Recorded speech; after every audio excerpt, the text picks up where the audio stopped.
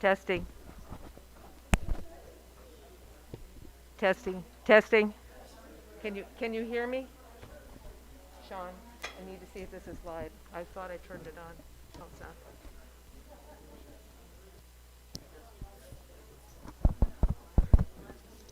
Testing. Can you hear me? Okay. Good morning. I'm going to move my mask down so you can hear a little better.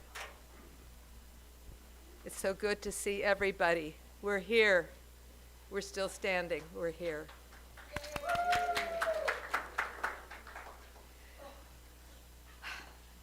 Take a deep breath. It's very exciting, all the things that we had to put together to get here.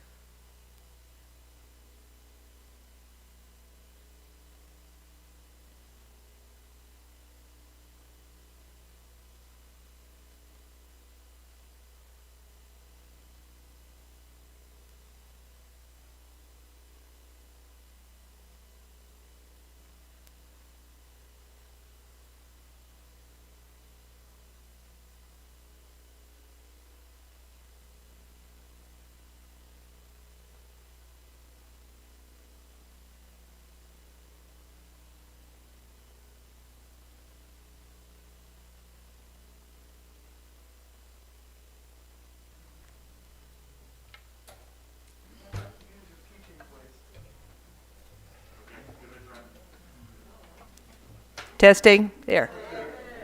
Okay, thank you. Okay, I'll start all over. As people are arriving, I'm Martha Sincool, and I'm your service leader for today. I welcome you to the Umpqua Unitarian Universalist Congregation, and I'm so glad you're here today. Before we get started, please make sure your cell phones are off, not just sleeping, but off. Jake and I found yesterday that if anybody is connecting to the internet, and maybe, I don't know exactly all the ins and outs, but we do get feedback. So please make sure that your electronics are off. Thank you. And I thank all of you for following the protocol. of wearing masks, making sure your vaccination card is on file here. And we're hoping to have social distancing. As you can see, we have seats. We tried to put 50 chairs in. We weren't sure how many people were going to be coming today. We're looking forward to having more of a full house as we get going. But thank you very much. We're doing our best to keep our people safe. We've got a few little protocol things that I need to go over with you. Due to the fact that we are streaming live, and as you can see, we have live our logo up here. When we are singing, I respectfully ask you to sit in your seats, please, because standing up is going to block people seeing the screen, because the words will be on the screen. The other thing, when you have, if you have a check or if you have money that you'd like to give to help us along, we have a box back on the table by the bulletin board. It says pledge box. Please leave your checks or any kind of donation in that box. And if you did bring anything for the fish food pantry, the fish box is under the bulletin or the placard holding thing that says, be careful of the camera line. So put anything in those boxes. Just to summarize, we have been shut down for 2 years. It was March 15th when we got the word from Eugene that they were closing shop. And our first live streamed video was of Michelle Avante with Lucy Swangham holding her cell phone on Facebook. Okay, we have come very far. We've done over 90 remote services every week, rain or shine, with follow-up Zoom discussions, which were very, very well attended, and we had a lot of fun doing those, and it was very interesting. We've been held together by the Sunday Services Committee, which I'm a part of, and anybody in Sunday Services, please wave your hand so we know. Thank you. And the board. The board, where are you? Board people, wave your hand. And every member and friend who participated in the Zoom presentations, the book group presentations, all those things that have been held over time. Give yourself a pat on the back. You tried to help us stay together. People sent cards, they made phone calls, they sent love and hugs. Thank you. And while you're looking around to see who's here today, if you see someone that you care about or you know is not here, maybe give them a phone call. Let them know you're thinking about them and invite them to come now. I think it's safe enough for us to be here. We're all following the protocol. We're all vaccinated. We need to be together. I want to introduce quickly, we have 3 new staff members way in the back behind a mask and cameras, and that's Jake Tranter, who is a local filmmaker. Jake has his own film company. He's currently participating in a play out at the college, one of 4 in the cast. And he also makes films around the county. So watch for Jake. He's quite a nice young man and very talented. We also have with us today Shea, Sean. Sean is our new music person, and he'll be helping us. And we have in the back, we have Genevieve Gonzalez, our new church administrator. She's everywhere. She just does, bang, bang. She's all over the place. I'd like to take a minute out for Nell to come up and share where we are, and she's chair of the search committee.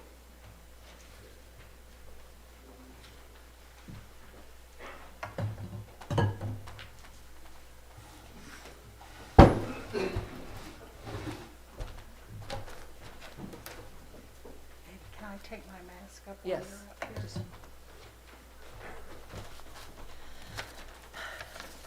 Yeah, I'm the chair of the church committee. I drew the short straw when we were trying to find who was going to be the chair.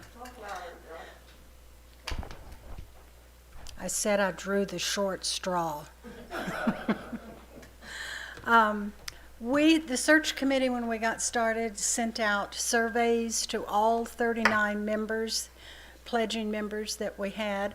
And I think there were a couple of them that were emeritus members and don't have to pledge. Of those 39, we had 36 come back. And from those surveys, the information we got, we compiled our website. It was on the UUA website for a ministerial search. So we compiled the information about this church in the Roseburg area. And we did that the first part of November. The UUA released it to the prospective ministers and at the end of December, and we had 4 respondents. We were very excited about that. So we sent out information to each one of them. 2, I don't know how they did it so fast, but anyway, 2 were no longer available.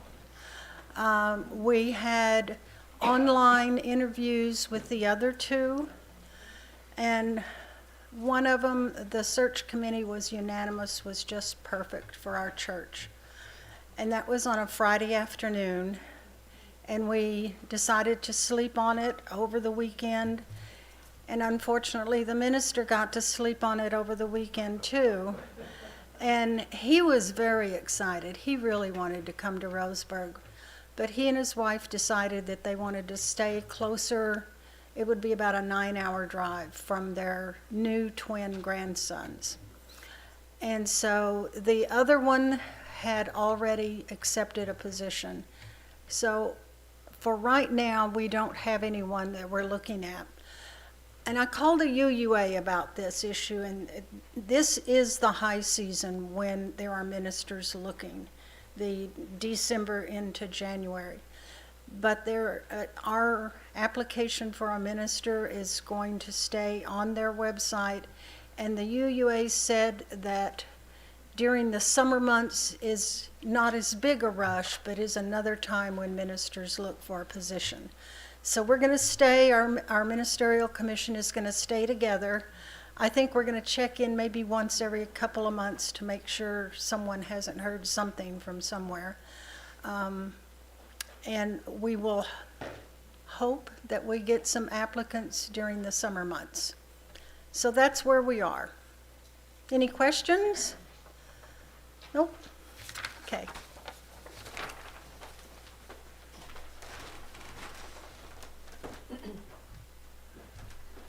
Thank you, Nell.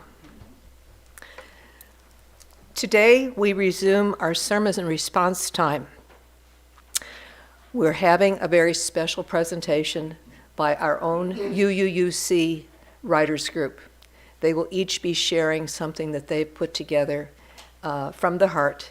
And Connie Erickson, who has been the chair and organizer of that group, will introduce the group when it's time for their presentation. So we will have a live sermon response time like we used to have. And hopefully we will have some comments, questions, and discussion of, say, 5 to 10 minutes like we used to do. We're trying to replicate what we have had in the past and then find new ways of doing things because we have new people, and it's very exciting. Change is good. And I just wanted you to know, as we're working out the kinks of the new technology and dusting off our service presentation skills, it's new for all of us to be back like this. We ask for your patience. We are here. We are live. We are live streaming today to any of those persons who were not able to come. And I say, let's roll, shall we? Let's begin. We always begin our service with a chalice lighting. And our chalice lighting words are by Peter Forbes. Stories create community, enables us to see through the eyes of other people and open us to the claims of others.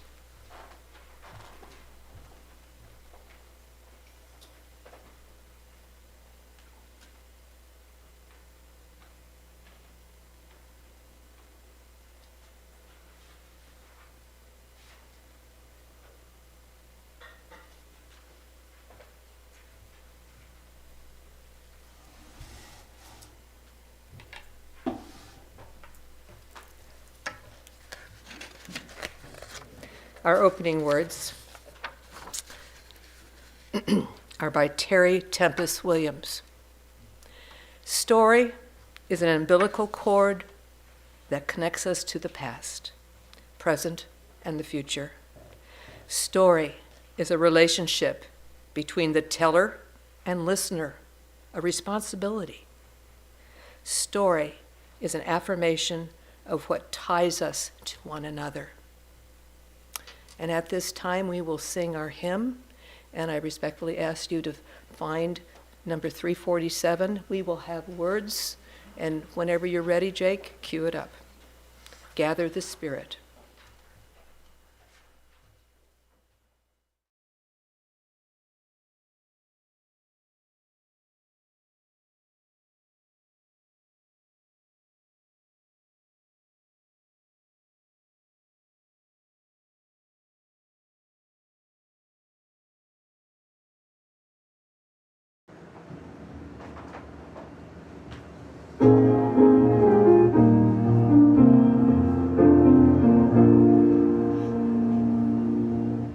Gather the Spirit, harvest the power. Our separate fires will kindle one flame. Witness the mystery of this hour. Our trials in this light appear all the same. Gather in peace, gather in thanks, gather in sympathy now and then, gather in hope, compassion and strength, gather to celebrate once again. Gather the spirit of heart and mind, seeds for the sowing are laid in store, nurtured in love and conscience refined, with body and spirit united once more.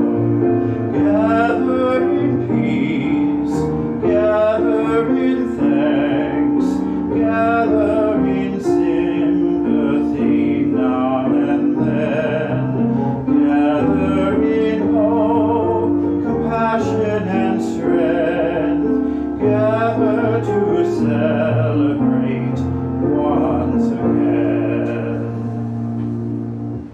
Gather the Spirit growing in all, drawn by the moon and fed by the sun, winter to spring and summer to fall, the chorus of life resounding as one. Gather in peace, gather in thanks, gather in sympathy now and then, gather in hope, compassion and strength, gather to celebrate once again.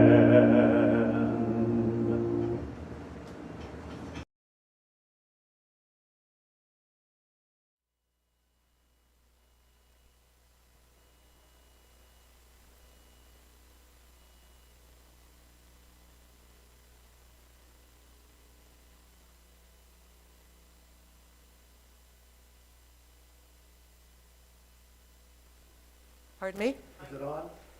It should be. I just am not close enough.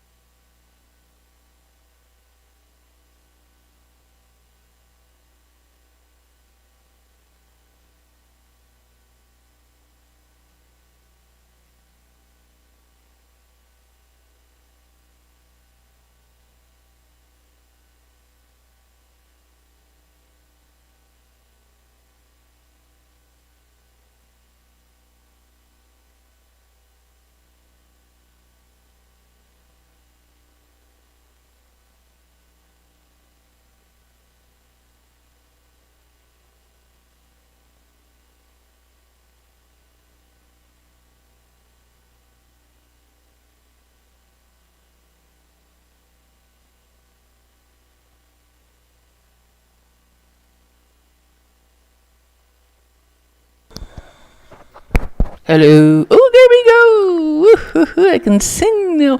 My name is Lucy Swangham. The sand, I want to explain a little bit. It's just a simple word that I feel, but I had a little room at the very end on the right-hand side. If you look closely, you'll see who's responsible for making this place a success. So just please take a look.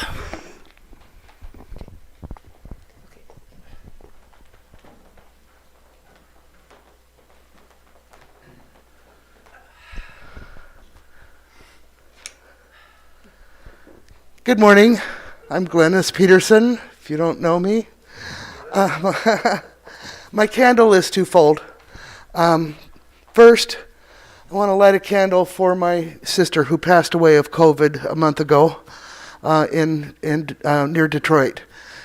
She had a long-standing cancer she'd been battling and was on immunosuppressants. So when she was exposed to COVID, she got it, and it killed her. And I miss her. I had never met her, but I miss talking to her a lot. And without her, I wouldn't know anything about my father. So this is for you, Cindy. The other one is for the people of Ukraine.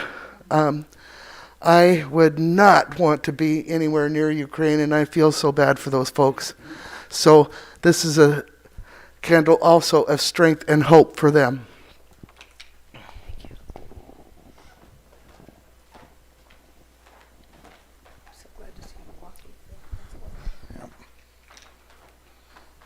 Most of you haven't seen me or heard from me in 2 years. Hello. For a variety of reasons, I felt alienated, especially by Zoom. To me, tele-church isn't church, never has been. Reminded me of the old televangelists, you know. I also missed the singing tremendously, and I couldn't have sung if we had church because I was pretty sick for a variety of reasons. Didn't have COVID, but had a lot of other crap going on. But Nell and a few others encouraged me to come on back. So I came today not sure what I'd find, how I'd be received. I'd received very well. But the main thing is, it's the same. I came back, and this is our church. And it's like I never left. And I'm so glad I came back. And singing that first song just made my heart soar, because music for me is the church. So thank you for bringing me back. Thank you, Nell, for pushing me, and I'm glad to be here. Thank you, Phil. Yes. Go ahead, Betsy.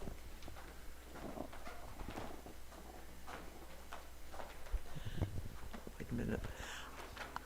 I'm just so glad to be back. So glad. And I'm lighting a candle, as everybody else probably has, for peace in Ukraine and for peace all over the world. I was so touched that Dona Notis Pacem made me think the people of Berlin got together the night that Russia started the invasion, and sang Dona Notis, whatever I'm trying to say, for peace in the world that night.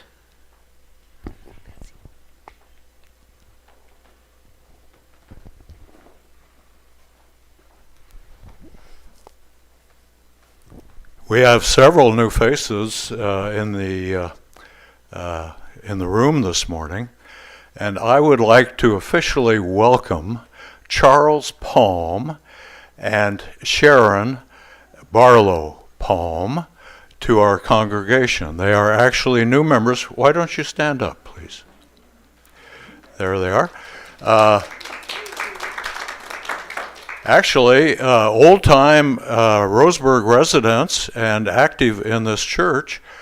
And Mary and I had the privilege of attending the U Church in Boise with them when we both lived in Idaho. So anyway, they're now living in Roseburg. Welcome. Thank you. Thank you. Here you go. Here's a candle for you. Anyone else?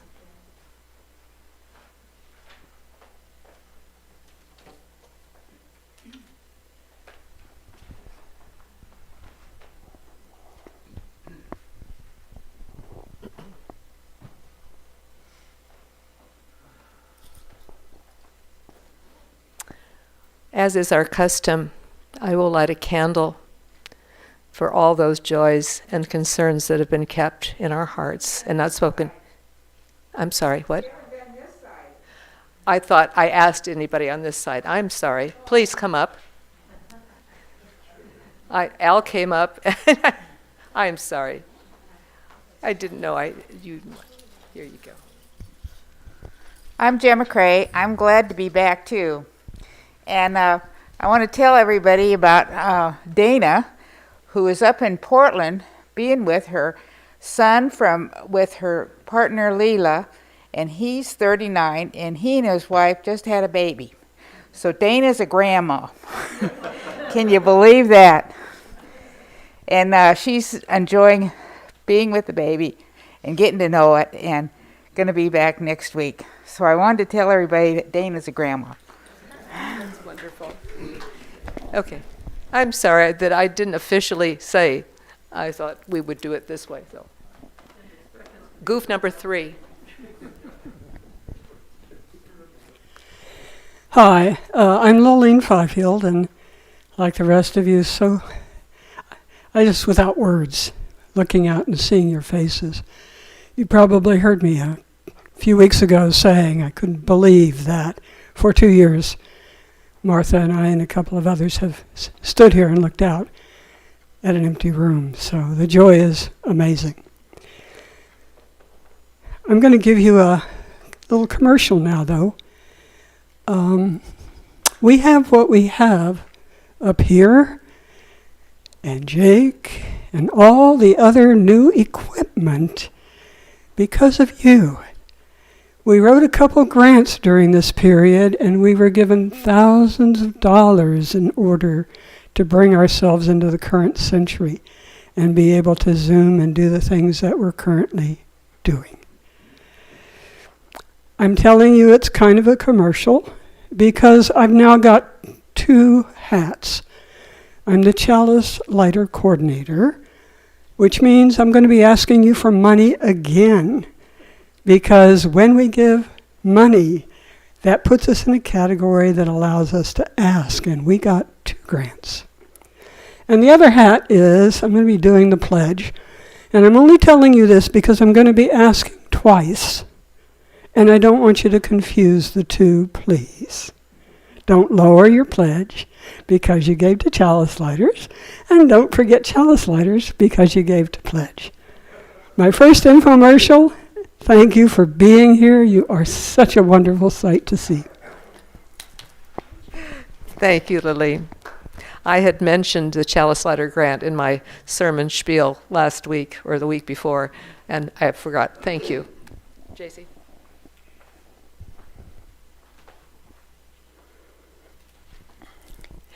I have no idea what I'm going to say, but I joined this church in 1960. I think there's only 1 or 2 others that came at that time. And it brought me and my family into a spiritual relationship that has lasted this long. And I'm so glad to see you all here. It's really been easy to sit and look at Zoom and do this thing. But you have to get up and get dressed and get out and actually come. Has the payoff of actually being with people of like mind and heart and soul. Thank you for coming and being courageous enough to come in spite of all. Thank you. Can we have an amen? Amen. Thank you. Is there anyone else before I go to the next section? Yes, Carol.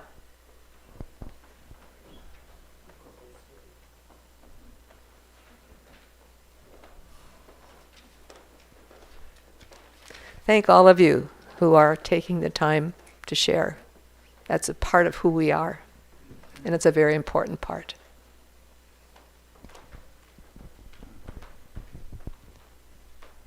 Walking a little slowly these days. Excuse me. My name is Carol Mogensen, and I just want to say that the one really good thing about COVID is making us appreciate how much we need one another and how good it is to be together again. Thank you.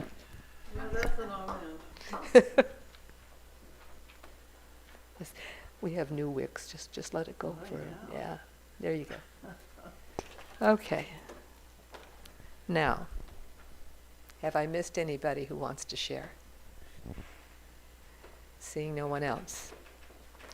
As is our custom, I will light a candle for all the joys and concerns that have been kept in the recesses of your hearts. And after I finish, we will be singing Spirit of Life, and Jake will cue the music, and I'll have to go turn off the lights again. So be patient with us.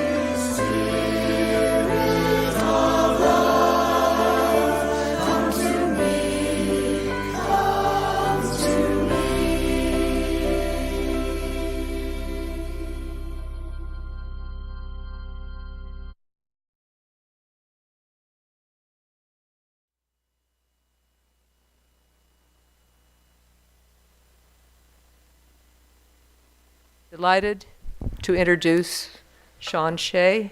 He will be playing and singing our anthem, Give Yourself to Love. We have to do a chord thing, though.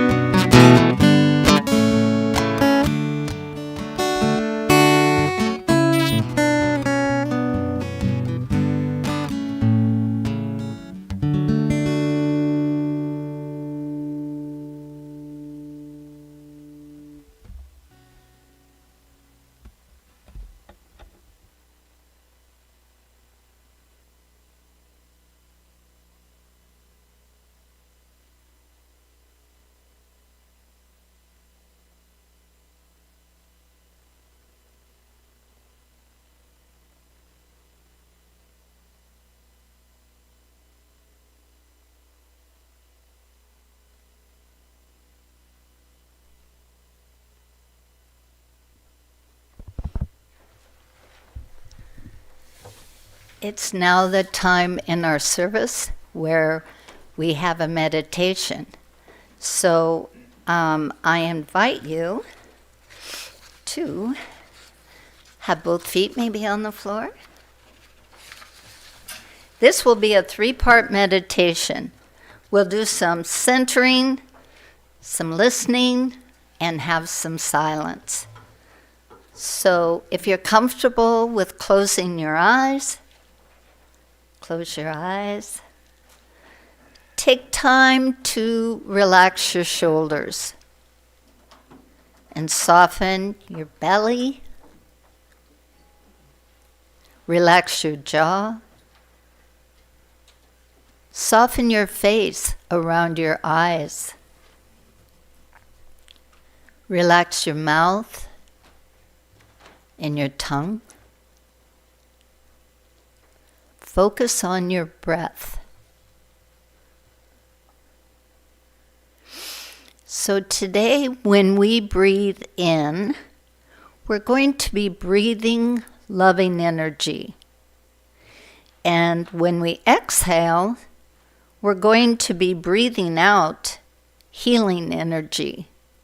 So I invite you to bring to your mind's eye someone you may know who needs some healing energy, and it might be yourself.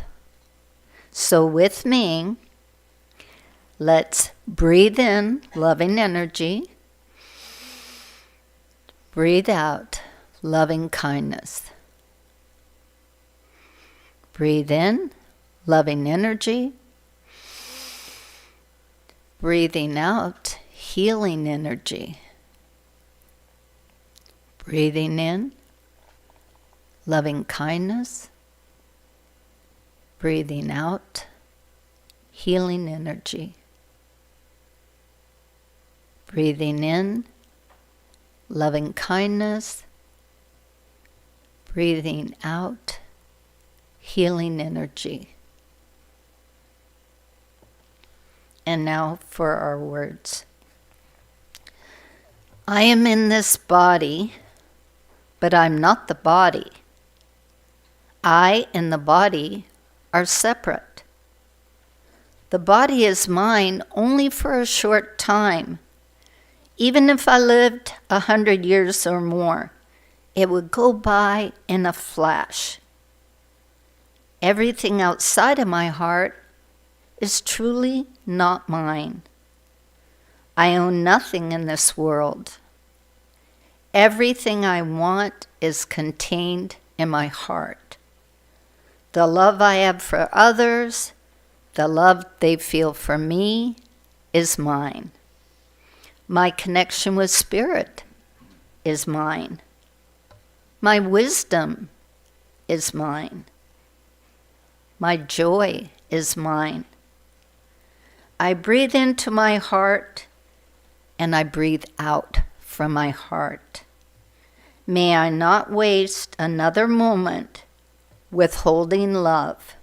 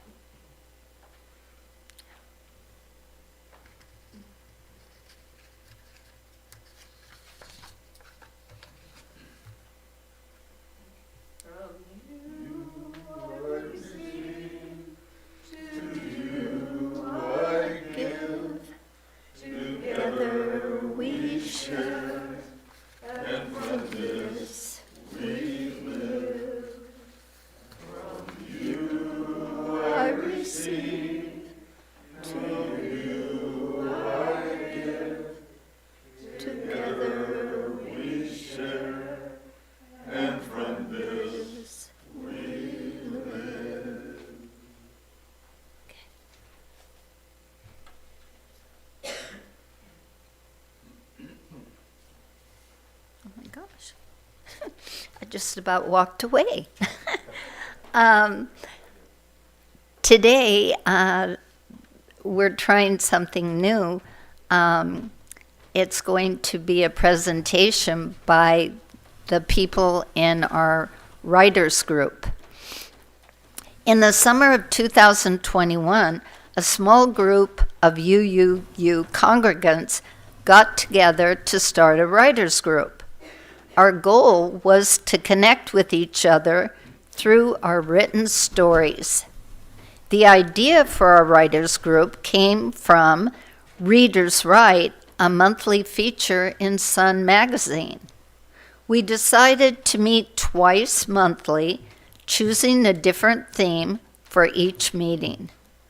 At our meetings, we share our stories with each other. This has been a wonderful experience for all of us. We listen to each other's stories and we feel valued. But most importantly, we have become a connected group of friends. Today we're going to share our stories with you in hopes that some of you might decide to join us. Today, 4 or 5 of us will share our stories. I'm watching the time there, so that you can get an idea of our different writing styles. So we have John Asham, and I think we're going to come up, if you would. Come up here. Pardon? Well, yeah. We're just, John Asham, Glennis. Peterson, yeah. And I can't even, I'm going blank. Betsy Walters and Lucy Swanigan just hid herself, I think. No. And I'm Connie Erickson. Also, we have 2 other members, Lois Becker and Edith Carter. So we've never done this, so be patient, please. I forget. I think, Betsy, you're first.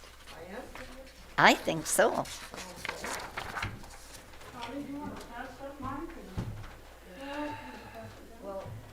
Well, I think it's I think this is fine. I mean, everyone can hear, right? Okay. Looking for an apple box. Well, let's see. Where's your little deal? There you are. Okay. Do you want that box? No, I don't think No, so. I think she's okay. Can you hear me? All right. John chose an interesting theme. We talked about phases. He suggested phases of the moon, phases of childhood, whatever. And I chose phases of war and peace. And this is what I wrote. War is ridiculous because it immutably alters both sides, whether aggressor or victim. The most promising youth on both sides are destroyed. PTSD is rampant. Cathedral and museums are ruined. Civilization itself has many times been lost. Peace is sometimes thought of as a space between wars when we attempt to build back better. Sometimes it works until we forget again. How humankind loves to hold grudges, loves to puff up its chest in pride.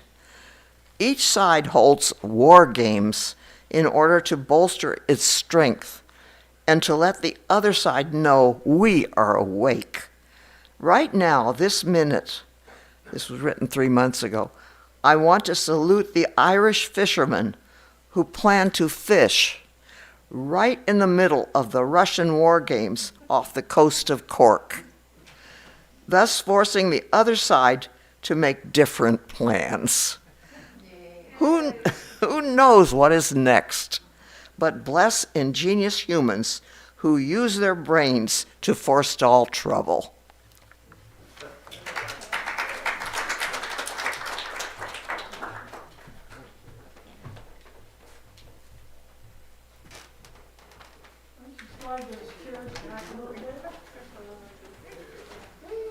Glennis, do you want to?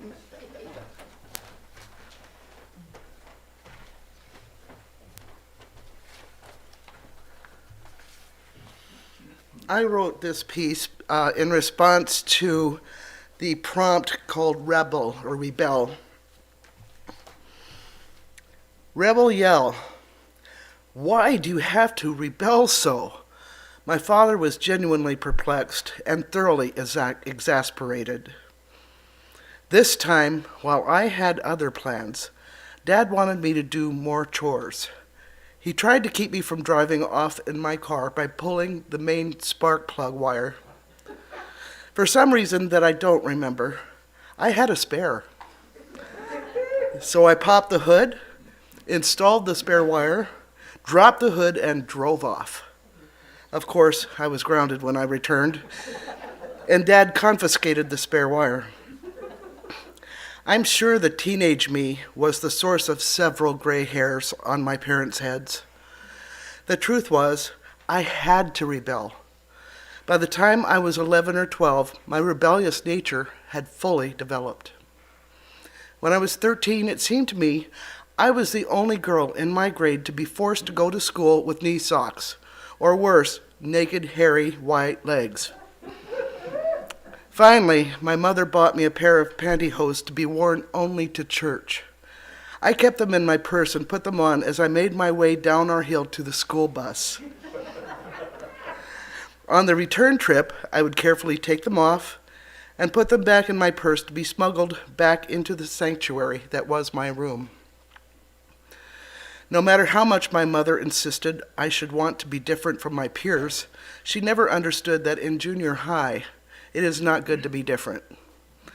I had been teased without mercy for my lily white legs and knee socks. So I felt my rebellion was justified. Justified, but not necessarily in my best interests.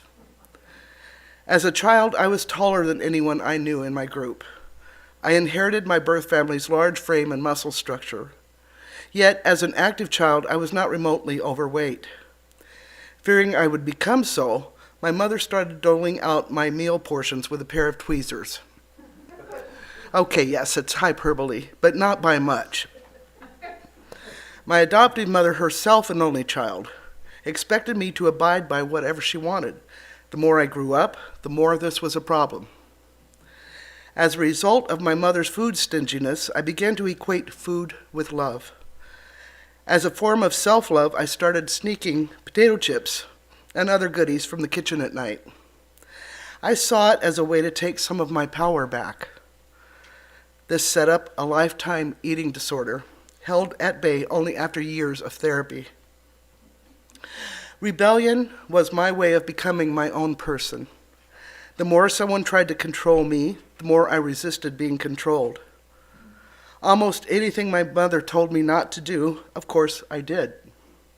She hated smoking, and I smoked because it represented freedom. Again, not in my best interests. So for me, rebellion is a necessary defense. I just had to learn not to harm myself in the process.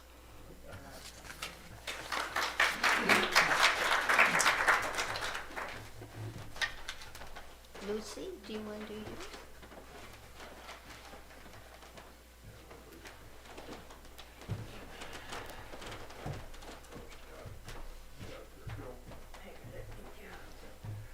Coming through.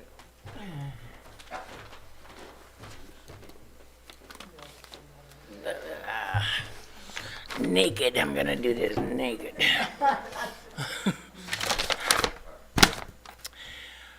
Our subject for just this last month was a couch. The couch. As far back as I can remember, we had only one couch my entire life while living at home. It was a two-piece sectional covered in dark gray textured upholstery, obviously with some magical properties. We had several cats, 2 dogs during this period, and we were allowed to eat in the living room while we watched TV together as a family. So I am impressed at its ability to hide the nearly 50 years of wear and tear from 58 to 2003.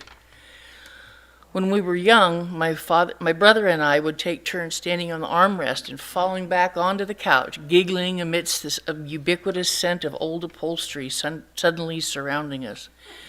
We would have to readjust our target once in a while, squeezing the two sides together as the couch sections would separate. We didn't want to land in the gap. I have fond memories of watching the Flintstones on Friday night. Being a good Catholic family, we had fish sticks for dinner. They were usually accompanied by macaroni and cheese and always 2 vegetables. My father was a self-taught nutritionist, so we were subject to specific rules such as this. By the way, did you know corn and peas were considered a starch, not a vegetable? His admonitions still ring in my head. I would be playing on the floor with my Barbie doll or some other toy. My father always sat in his huge recliner. That left the couch for the rest of the family. Once I recall my oldest sister backing up to sit, but not seeing the gap. It was a trap waiting for an unaware derriere. We all howled in laughter as she kept on going down and kerplunked on the floor as the section parted ways even further. But there's always a silver lining. My mother's wallet, thought to be lost forever years ago, suddenly appeared on the floor where the couch usually was, despite our previous searches. We had joked that we had uncovered a secret portal and wondered if other family members would rear the same results. My brother shared with me it was on this couch where he fell in love with his girlfriend, Kathy. While dating in high school, they had been visiting on the couch when she suddenly started squealing, help me, stay on the boat." She warned him of the deadly piranha fish below, giving her an excuse to grab onto my brother. Her game of imaginary peril grabbed my brother's heart as he later vowed to protect her from real-life dangers as well when they married a year later.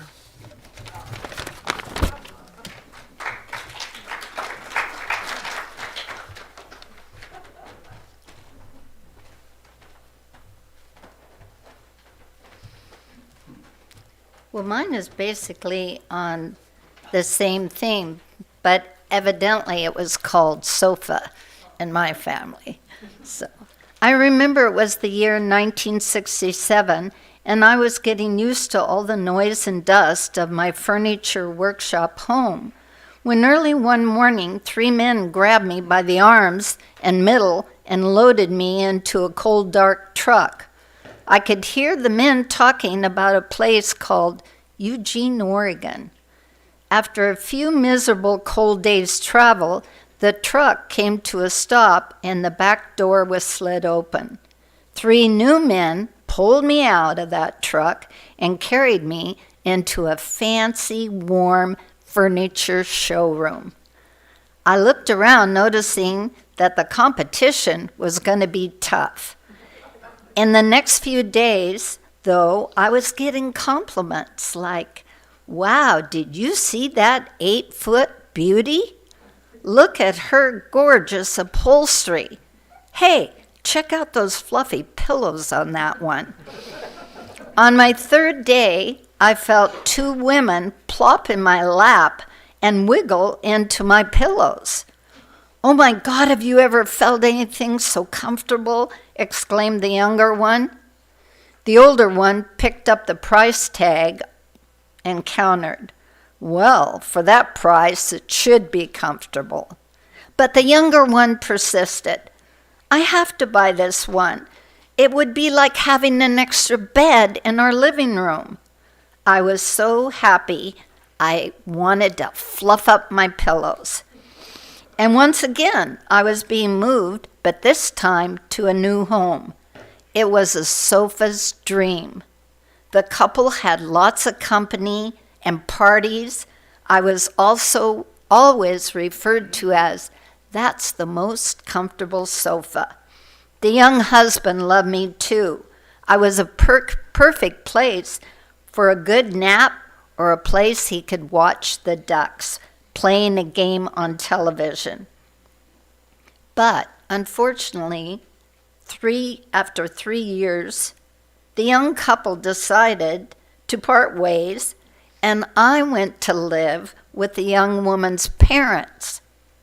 The rules were different there. No hanky-panky on the sofa, and no snacks or drinks in the living room. Well, these rules were erased when the grandkids started coming. My nice long frame was perfect for the kids to gather while they watched cartoons. I hate to admit it, but many a diaper was changed on my long body. When the kids got older, my owner decided to move me off and send me to reconstructive surgery. My worn-out upholstery was removed, and all my pillows were changed to a new type of foam. But I returned looking younger, firmer, and more elegant. In 1982, the not-so-young daughter remarried, and I was gifted back to her and her new husband. Oh, wow, more parties, new grandkids, lots of naps. And then every Christmas, I was included in the family photo. Well, when my upholstery began to wear, I wasn't sent away. I was covered with a beautiful Guatemalan blanket. And when my backside began to get stiff, my not-so-young owner covered me with gorgeous Guatemalan pillows. Well, now I'm 55 years old and still getting compliments. I get nervous, though, when my owner starts talking about downsizing. But then I hear one of the grandkids pipe up and say, "I have dibs on the sofa, Grandma." I might be old with an aching frame, but I still feel loved. Oh, P.S. I remember that furniture salesman said to each customer, "This sofa will fit 5 people without any problems." Well, I've been looking for 55 years for those 5 people. Okay, John.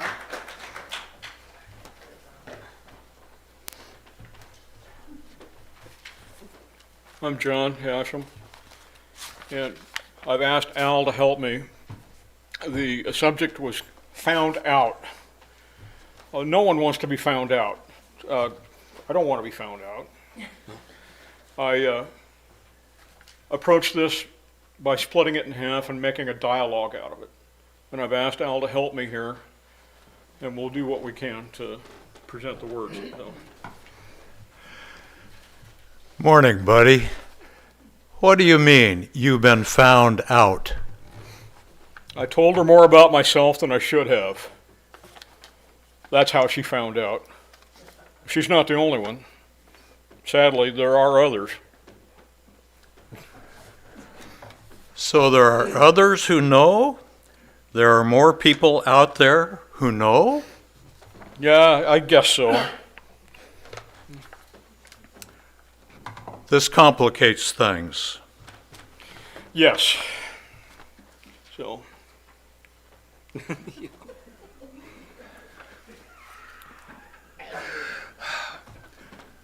So with this and that of what you've told me, you're requesting advice?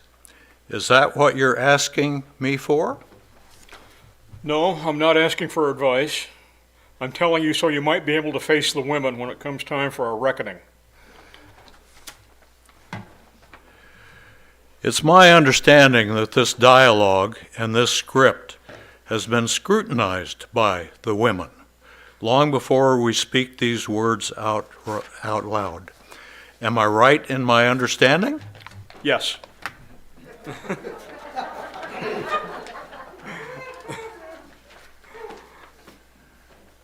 Very well. I can think of at least 3 questions I have about that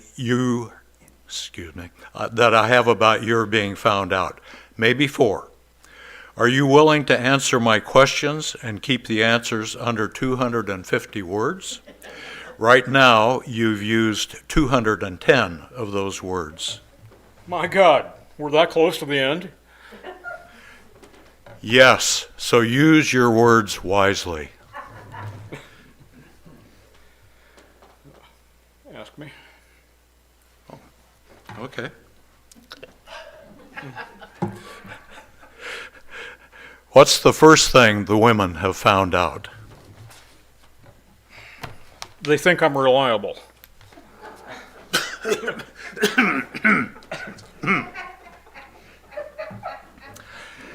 And the second thing, your reliability being under question. They believe I'm committed to the Umpqua Unitarian Universalist Church and to the UU movement. And do they believe in truth here about this question in general? Yes. How shallow that sounds. Do you truly feel you've been honest about being a UU?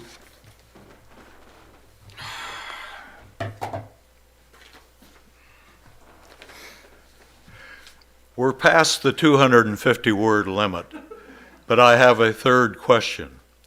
Do you wish for and intend to negotiate for the future continuance of the Umpqua Unitarian Universalist congregation? Yes, this is my goal, and maybe it's an old man's dream. But yes.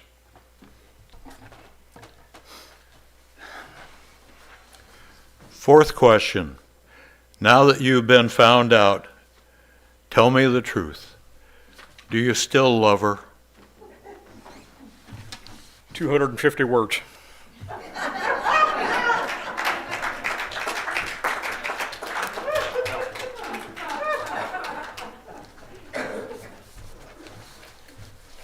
Thank you. I hope there are some of you out there see what a nice, fun group we have and decide to join us. Right now, our meetings are via Zoom on Wednesdays, so give me a call if you want to know more. Yeah, the second and fourth Wednesdays. Can we sit down? I think we do.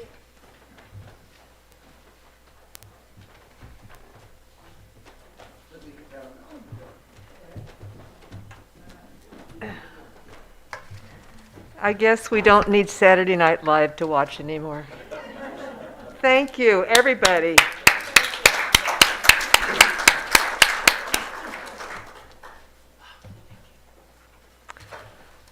You can see what talents we have in our congregation, and it's so good. It's memories of this little scenario is when we used to do Reader's Theater. Do you remember back? I miss those days, so maybe we have a beginnings of a new Reader's Theater type presentation. Before we continue, I got a note from Genevieve, and she said, would you please announce if anyone needs a name tag or you're not getting the UMQuest, could you sign your name on a page that she has in the back before you leave? Thank you. All right, and at this time, we will be singing a hymn, number 318 in your hymnals. Please stay seated. We would be one.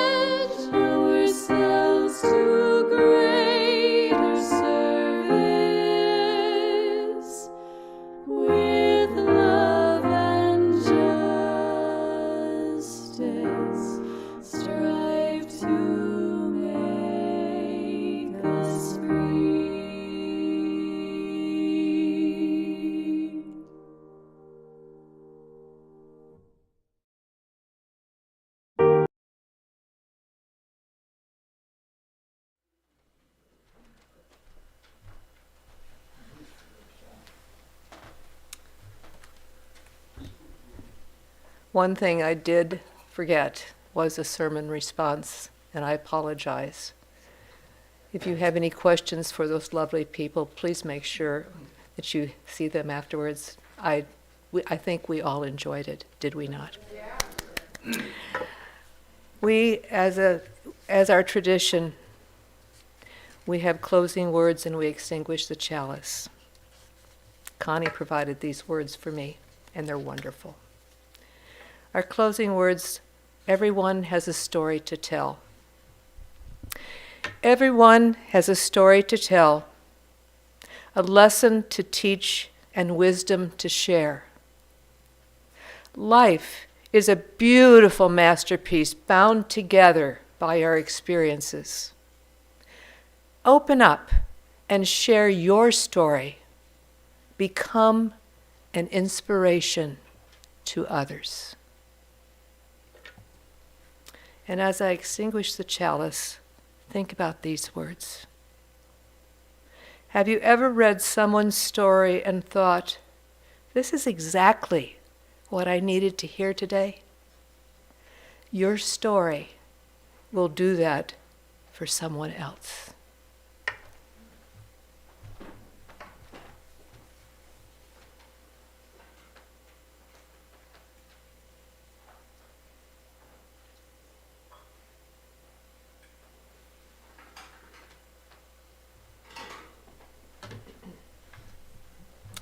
Please join in singing Go Lift It Up.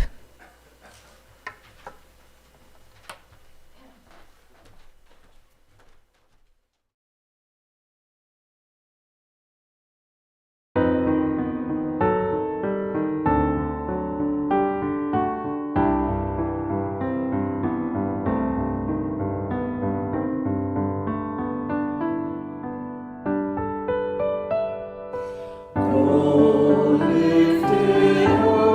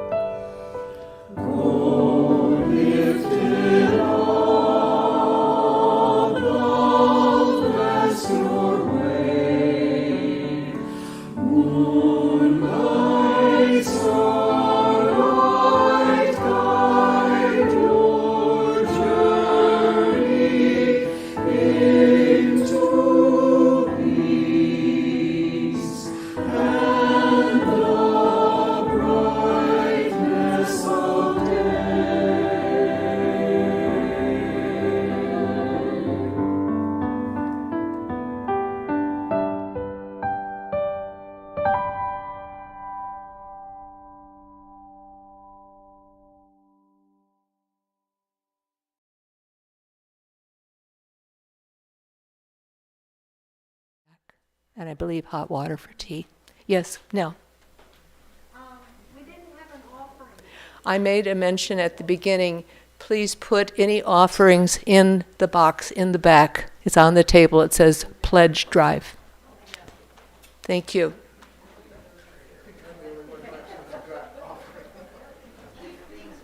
Who said that? I heard a question. Was there one?